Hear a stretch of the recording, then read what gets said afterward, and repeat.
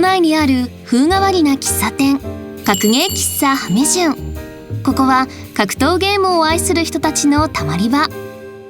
マスター、模様替えしたんですね。いやそうなんですよ。今年はねもっとこの格ゲー喫茶感を出したくて、椅子もほら見て、なんかゲームセンター感そうなんです。ありますよ。もうそういうのもね含めてアーケード筐体も買っちゃいました。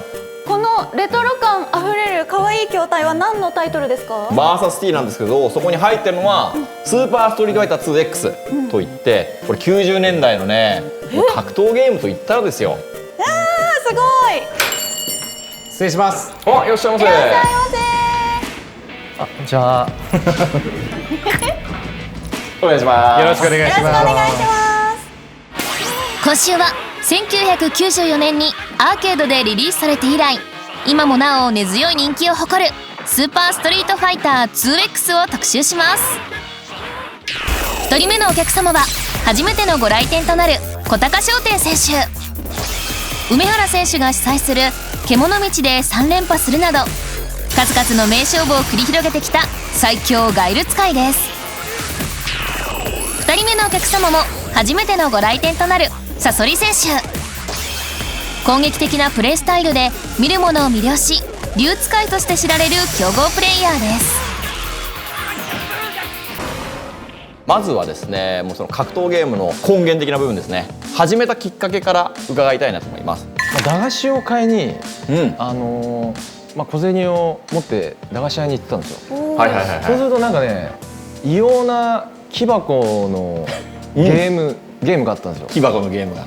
今じゃちょっと考えられない、ちょっともうボロボロの感じのゲーム兄弟があって、はい、でその画像を見たんですよね。まず画像で、それがたまたまスト2だったんですよ。ああ、駄菓子屋にある筐体ですね、いわゆる。そうですね、その時ってもう1991年でまだ自分幼少期の時代なんですけど、最初ですね本当に。でそんなまだ物心ついてないガキだったんですけど、そんな自分でもあのグラフィックは鮮明に心の判定をね奪われてましたね。心の判定を奪われたんだな。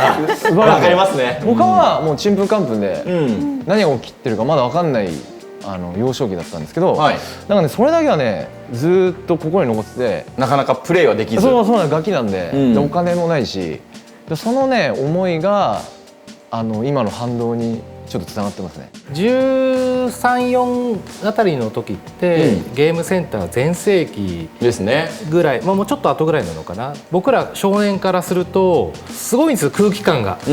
駅前には必ずあるし、当時友達と銭湯って言って、今ありますよね、お風呂屋さんなんか行っても筐体があるっていう時代だったんですよ。もう本当それぐらいいろんなところにあって、そうですね、先ほど話にあったように駄菓子屋さんにもあったし、そうですそうです、本屋の軒先にもあったんですよ。本屋にもありました。でそのところでおじさんとか若い子たちが混じり合って隣同士で対戦してるんですよ。なんだろうって思って入ってみたら、もう空気感がなんか急にセピアになるし、全部のゲームが全て楽しそうに見えるんですけど、子たちも言ってた通りお金がないんで、なんとか例えば300円だけご飯代いただいて、その中から50円を6回だけをやるっていう生活が一番最初だったんですよね。ただ一回そこに足踏み入れると、いろんな人がいる中でその50円で学校で教えてくれないことばっかり全部教えてくれるというか、話し方とかその上下関係もない世界だし、体格も関係ないっていうのがそのゲームの魅力だと思ってて、なんでそういう自分で普段生活しない空間っていうのにすごい憧れて、そこからダーッと入っていったような形です、きっかけは。スーパーストリートファイター 2X は90年代から稼働しているタイトルということで、今もプレイし続ける魅力はどんなところにありますか？もうまず現代対戦格闘ゲームあるじゃないですか、それとは反比例でお世辞でもね、ゲームバランスがいいとは言えないんですよ。今の現代格ゲーマーからしてこれはちょっとね許されないゲームバランスなんですよ、正直。昔太古っていう時代の時もあったっていうのもあるんですけど、でもそれでもなお、今年は28年ですよね X、生きてる延命してるってことはやっぱそんだけなんていうんだろう、格闘ゲームのその本質が俺入ってるとは思ってるんですよね、本当に。対戦格闘ゲームの本質の思想はここだと思ってるんで、なんていうかそこはちゃんと崩さずっていうか、思いを込めてやってるっていうのはありますね。はい、それは結構大きいですね。これがなかったらないよみたいな、最初にX があったからこそ今があるんだよっていう、っていうのはおこがましいんですけどね、本当にちょっとそこは強く言いたいなっていうのは。なるほど。格闘ゲームのその本質ってどんなところにあるんですかね。これすごい気になってて。真髄と本質があって、真髄の本質があって、はい。真髄、最初ね真髄だったんですけど、最初は真髄だった。その他にその過程があったんですけど、やっとちょっと真髄にたどり着いて行ったんですけど、やっててちょっとこの上があるなと思って。この上がある、真髄の上があると。真髄が頂点だと思ったんですけど、真髄の上が本質だったんですよ。なるほど、本質があった。やってて、でその本質っていうのはそうですね、人対人ですよね。まず駆け引きですよね。そうですね。こいつがこういう風にしてくるんだったらこういう風にするっていう。そうですね。その対戦格闘ゲームの本質がある思想だと思ってるんで、ちょっとパッと見わかんないんですけど、やっぱやると人対人ってすごいパッと見の情報はそんなないんですけど、実際やると情報量がもう100倍ぐらいあるんですね。実際やる人のプレー見るのと実際やると多分全然違うと思うんですよ。で実際やってやるとこう相手のその癖とか読みとか、そういう情報量が一気にくるので、それざっくり言うと本質はそれもあるんですけど、読み合い駆け引きがちゃんとあるんだよっていうことですよね。でそれから離れられない、それはすごい面白いんだっていう。そうですね。はい。じゃあもうさそりさんにも聞いていきましょう。はい。その魅力、X の魅力っていうところを伺ってきて。僕この X 最初に始めたきっかけに見せてもらったのが、そのコミュニティ、いわゆるゲームコミュニティで作ったその本なんですよ。攻略のすすめとかいろいろ出てるんですけど、一番最後にそのプレイヤーの各キャラクターのプレイヤーのトッププレイヤーの顔写真付きで説明がダーって載ってる本が出てて、その人たちのこうおじさんたち、見た目はおじさんですよ。おじさんたちが宇宙一の剣だとか、そういうなんかこうちょっと中二をくすぐるような本があったんですけども、実はこのゲームその人たちがいまだに全国で一番強いんですよ。だから30年ずっと強い人たちがやってるっていうゲームなんですよね。で一般的なゲームって大概新しい人が出てきて駆逐されていくんですよ、古い人たちでやめていく。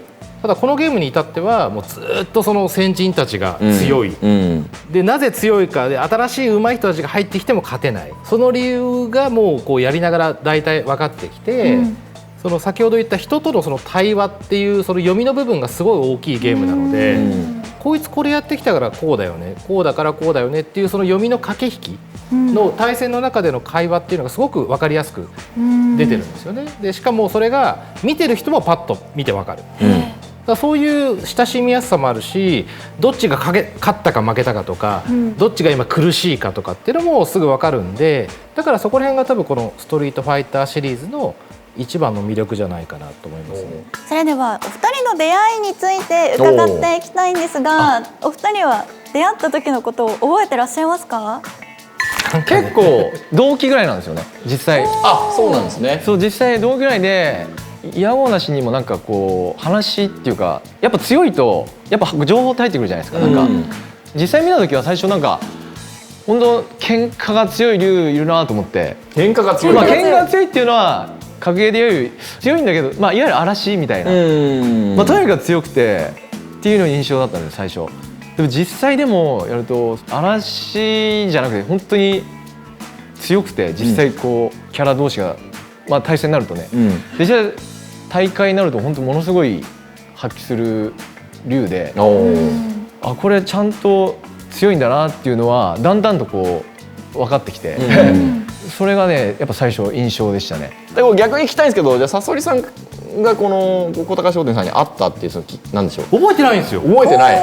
その横浜軍団と言われてた小高グループっていうか小高ぐらいの、我々と同じ世代ぐらいのイケメン軍団と呼ばれてた人たちがいて、で横浜行くとその人たちがいると、っていうのがちょっと噂であって行ったんだけど、それが何年ぐらいか全然覚えてなくて、だから本当に最初は特に何もかもなく不可もなく強いがいるなぐらいで、ただ自分も全然やってないから負けるよねっていう感じで、なんか後にした記憶ぐらいはありますね。小高商店さんといえば、昨年末に開催された獣道4、4回連続で出場されていて、4回目についに初めての敗北を喫してしまったと。いかがだったでしょうか。4回目ということで、最初って獣道、ちょっとお祭り的な感じが正直あったんですけど、そうですね、ずっと指導してる身からすると、だんだんなんか勝ってきたんですけど、なんかこれはただごとじゃないなとだんだん思ってきて、ただごとじゃないというのは自分だけの戦いじゃないんだなと、本当にいわゆる格闘ゲームの本質のなんですか、上みたいな感じの、真髄の上に本質があって、その上がまだあるとなんだと思うんですよね。これ自分だけの戦いじゃないんだと思いながら、徐々にワンツースリーとギア上げていったっていう印象はありますね。ワンはちょっとお祭り的だったんですけど、自分はもうやるだけじゃなくて絶対勝たないといけないっていうプライドマッチだったんで、勝つっていう意気込みでやって、そこから今につながってるんですけど、獣道4で年末ちょっとゆうべ屋さんに負けてしまったんですけど、最初負けた時じゃ何ですかね、もう悔しいっていう一言じゃ済まされないちょっと心境が突きつけられて、これ何なんだと思って、で同時に過去3回相対した相手、兄健さん、伊藤さん、倉井さん、その分の3人の敗者の気持ちが同時につけられたんですよね。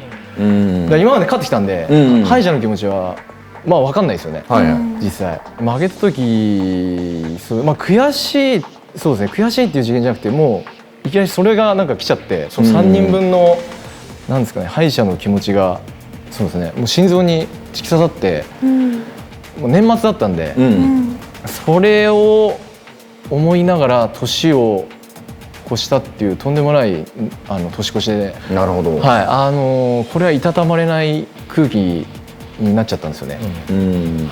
興味深いお話をたくさん聞いて、もっとたくさん聞きたいんですけれども、そろそろ小高商店選手、サソリ選手、お二人のプレーを見せていただいてもよろしいでしょうか。はい、やりますか。どっちが強いか見せましょうか。2本選手制で戦っていただきます。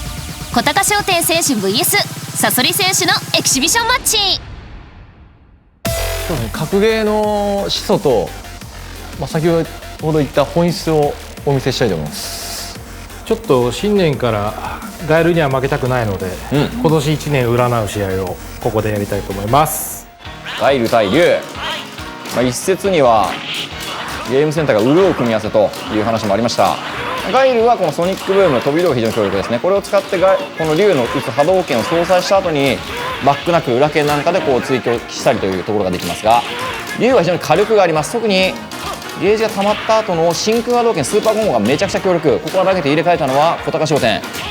昇竜拳で中足を潰した。こうなると真空波動を削って攻め込んでいくのはサソリ。しかし画面足しのげるか小高。波動拳ソニック打ち返した。中足、先にどうだ、おっとこの中足でサソリの体力削り取っていた波動拳の外側からうまく決めましたね。ということで非常に速いゲームになっております。まずはお互いに飛び道具遠距離戦。ソニックブームが性能自体はいいんですが、ここに対しては竜巻旋風脚という突進技で抜けていくという動きもある。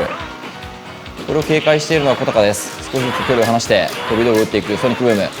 そして波動拳、画面右下左下にあるこのスーパーが点灯すると、スーパーコンボ超必殺は使えるんですけれども、特に龍の先ほど出した真空波動拳めちゃくちゃ強力です。これを盾に今度はサソリがペースを握っていく画面足。体力リードは小高ですが、この画面足の位置をうまく生かしたい波動拳。しかし裏剣うまいぞ。ソニックの隙の小ささを生かしていきます。さあガードしている大足、反撃から真空を匂わせてプレッシャーをかけていきます。どうだ、投げているのは小高商店。投げ抜けをできませんでしたから、したとしても倒れてしまう。KO できるときはダメージが一気に入るという、そういう仕様になっている。テージはもう当然キャミーステージですね。これはもう X 勢はもう当然このステージで対戦する。一説には処理落ちが少なくゲームスピードが一定しているという話があります。ここはうまく潰した。体力リーダー大浜に小高。サソリとしてはどうするか。うまくペースを握りたい。ファイヤー波動ダウン奪った。投げ顔面足だ。しかし割り込むのは小高商店。大足2発目の外から波動拳。ダウン奪ったぞ。チャンスか。中足大足波動。歩いて投げた。サソリが返す。スーパーコンボゲージは溜まっていませんでしたが、画面足に追い詰めたその地の利を生かして崩していきました。竜巻で移動しつつゲージを貯めるのはサソリ。画面足に追い詰めた。ここでうまく一つダウンを取りたい。しかしソニック総裁からの裏剣は嫌ですから、それをさせないように動きを変えてきますが、歩いて投げるのは小高商店。ジャンプ中パンチしっかりと。真空はここは使わずか。波動真空打っていく。バックジャンプ逃げる。裏剣波動どうなる。さあこの画面足総裁が怖いのはサソリ。裏剣これは届かず。波動とソニックどちらが打ち勝つ。中足だ。小高がしっかりとしのぎ切りました。これで小高商店がリーチ。歩いて投げようとするところでしたが少し遠い。竜巻にはしっかりしゃがみ切ってのサマー。これもかなり難しいテクニック。ダウン奪った。サソリとしてはこのラウンド是が非でも欲しいんですが、飛び道具合戦はやはりガイルソニックの回うまいぞ。差し返したの大足。そしてスーパーコンボゲージをためつつだが投げているのは小高商店。一気に小高商店リードです。ここは是が非でも真空波動拳一つ欲しい。大ゴスを使いながら移動ジャンプ攻撃。大足どうなる。いやー中足だ。返していきました。エキシビションマッチ勝者小高商店。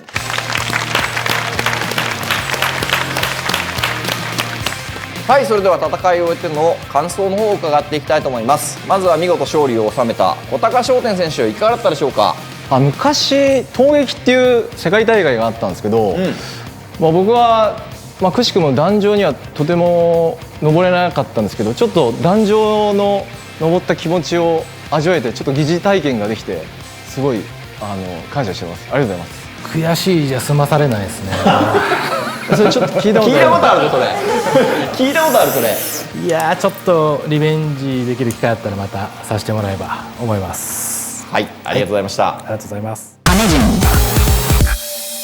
初心者オトハスが格ゲーにチャレンジ。格ゲーレッスン。今週は時戸先生に来ていただきました。はい、どうもよろしくお願いします。お願いします。CPU レベル5のラシードを相手にレッスンスタート。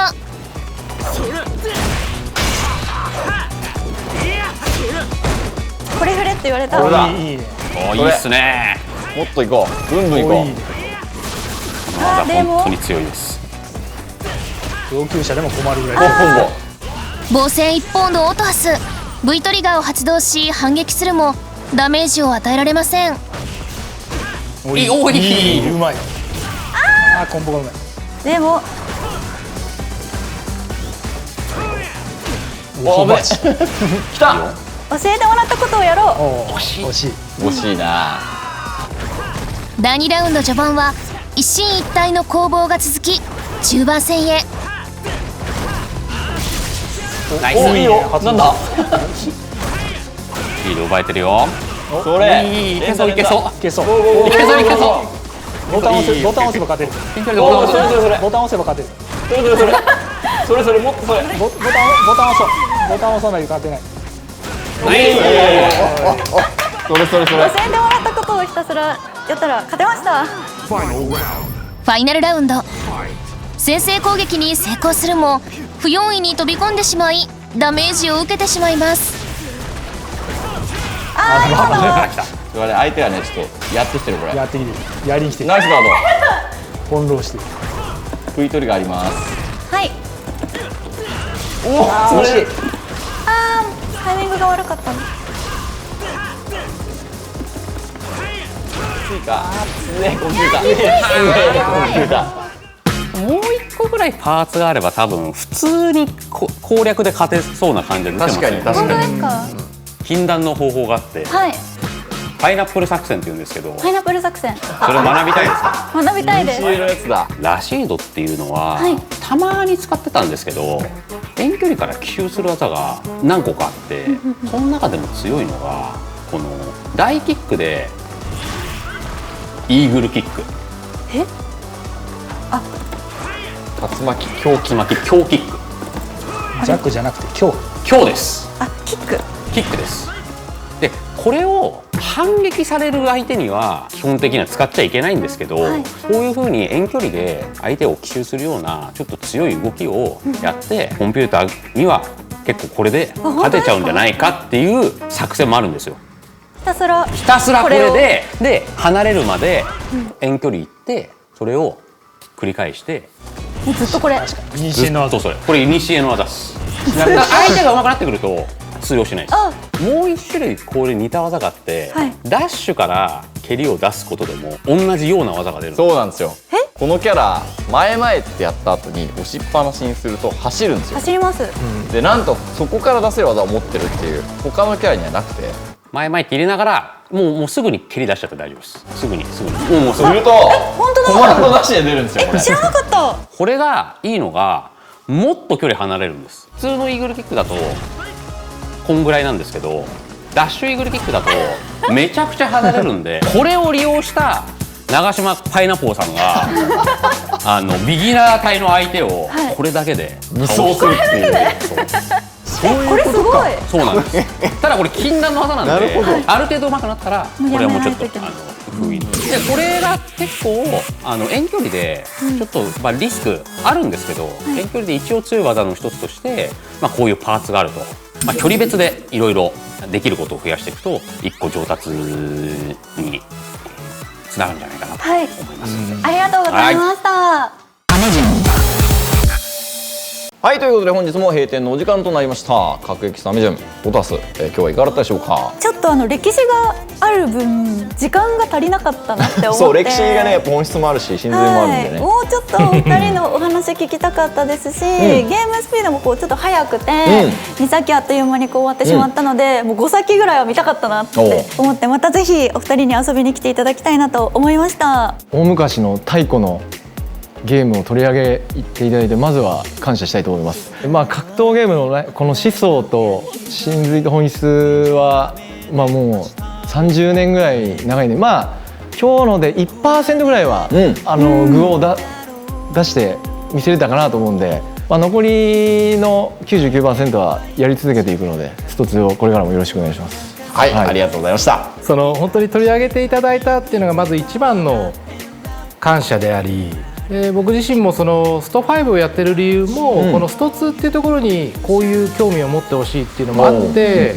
スト5だけどスト2ライクな戦い方をして対戦格闘ゲームってこんな面白いんだよみたいなところを伝えたかったのもあるので、そういう機会をいただけたっていうのは本当にありがたいと思ってます。繰り返しになりますけども、ありがとうございます。ということで、今夜の各駅喫茶ハメジュンお客様は小高商店選手とサソリ選手でした。